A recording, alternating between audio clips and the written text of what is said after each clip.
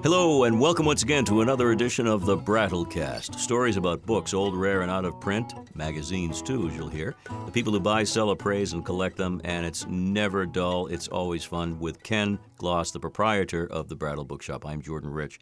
And I say magazines. This is not the first time we've talked about magazines, but you brought my favorite all-time magazine with you. Well, we've probably done one on even Life magazines, but one of the things that we've been noticing is first of all, we went out to one of the suburbs of Boston, bought 2 truckloads of books, but then a half truckload of old Life magazines.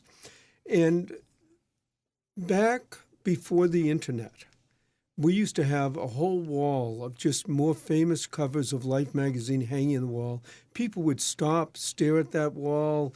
You'd have Lauren Bacall, you'd have Jackie Robinson, you'd have Churchill, and many, many others, and people would just stare at them. And we used to get lots of calls, and they would sell for birthday presents. If you were in the years from 36 to 72, I think it was when they ended, they made wonderful birthday, anniversary presents. And then the internet came along, and our sales dropped way off. I think partly because it was so easy to get them. Right. But now what we found is with this last batch, we started putting them out on our $5 pile. And the people who are in their teens, 20s, early 30s absolutely love them. That's great. I mean, we put out a big stack. A couple of days later, it's down to a couple of magazines. We put them out again. And we've been doing this. Everything old is new again in some respects. They're buying albums. Why wouldn't they want to check out magazines from the past? But the covers on Life magazine, that's what drew people to them in the original days, and it's still drawing them today. Oh, it's still drawing. I still love them for that, too. But what also is drawing... I'm going to just take a peek at the Churchill cover. Everybody knows this one. Well, what's drawing people, too, is we have one of our employees who picks off the ones that aren't in good condition and uses it for collaging. In other words, that employee does not take the ones that are in good shape, but over the years, some have worn out. They were in a garage, and so collaging, but the ads. And Life magazine gives a full life and picture of what the United States was like at the time, or at least what you wanted to picture the life of the United States at the time. And what's true, too, my friend, is that this is a big, big magazine. I don't know the dimensions, but, I mean, every page is full and loaded with bright photographs, either black and white or color. And unlike today where everything's on a tiny screen, this is really magnanimous. Right. And the other thing that you realize about it is Life would probably love to hear this, is many people find the ads as interesting or more interesting than the articles. And, of course, when you're selling a magazine, the articles are really there in almost any magazine to draw your attention to the advertising. Absolutely. Here's an ad for a movie with Greer Garson and Gregory Peck, MGM, The Valley of Decision, 1945. Well, I love it. I love this. And they also had color coming into a lot of it. But what we tend to find is for magazines that maybe we were growing up with, and so you look at them and you go, well, yeah, we knew these, we grew up with them, they're not that old. Well, Life magazine ended in the 70s. I mean, they came out with monthlies a little after that, but that's over 50 years ago. So if you're 20, 19, 25, 30 years old, these are really old, vintage things. Now, maybe that's a little hard to say in a way, because that might make us old, vintage, and so on to a degree. But you absolutely love seeing them, and we see this interest. And I just wanted to sort of bring these in to look at them. I mean, when you look, here's a cover with Mick Jagger in 1972.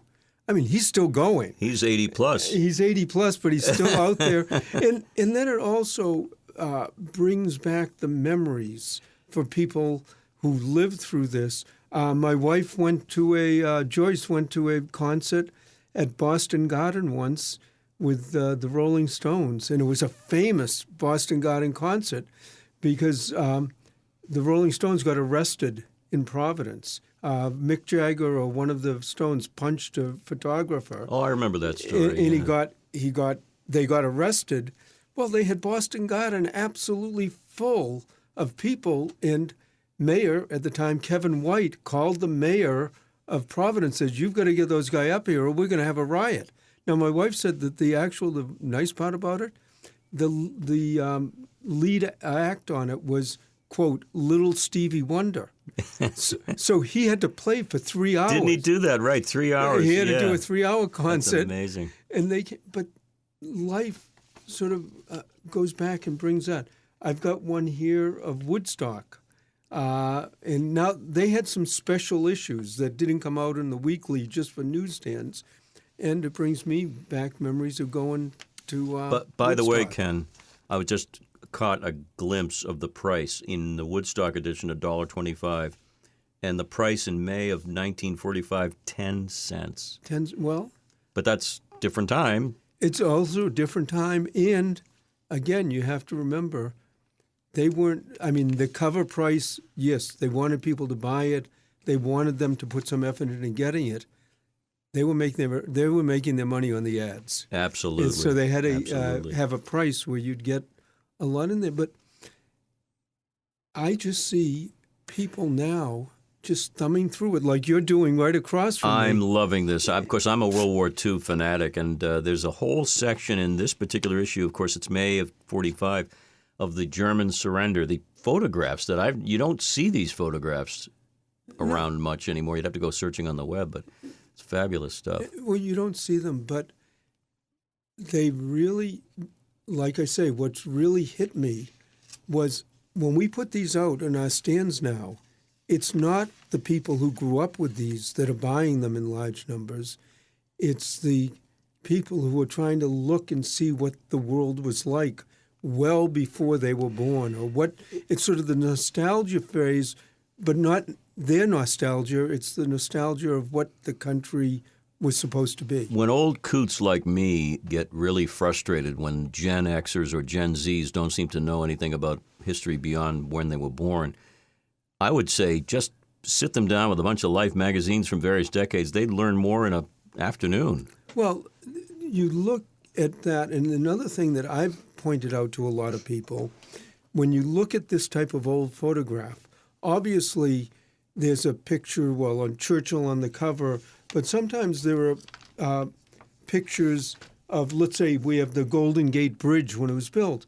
Well, not only do you see the bridge, but you see the cars, and you see how those are different. Right. Sometimes it's what's in the background of the picture that wasn't even intended that were there. Now, another thing that it brings to mind, I know I brought this.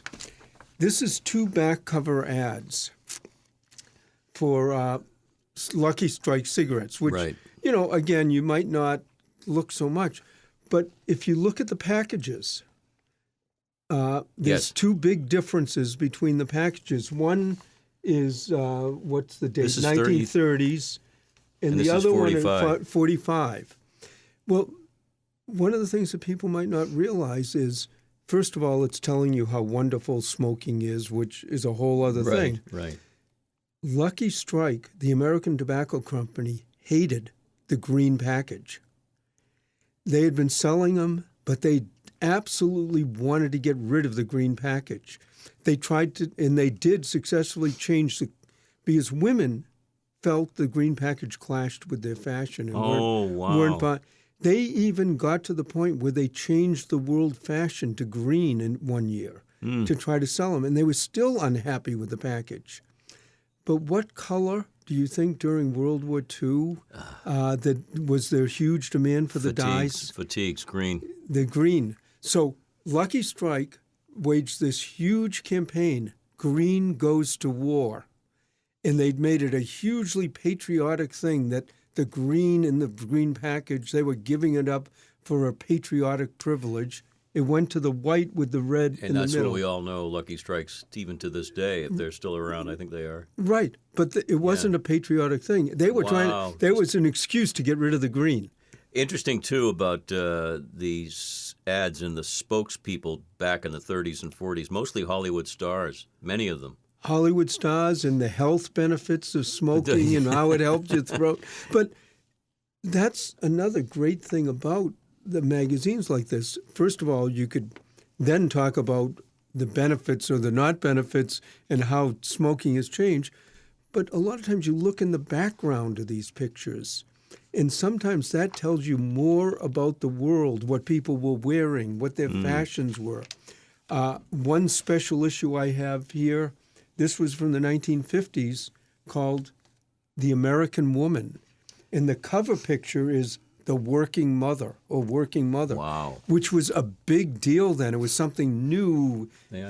And Very interesting. This is from 19... this is the 56, I think. And the ad, I'm sorry, the cover photograph looks like it was shot yesterday. It looks like it was shot. It's full color, a mom and a little girl, forehead to forehead, smiling at each other.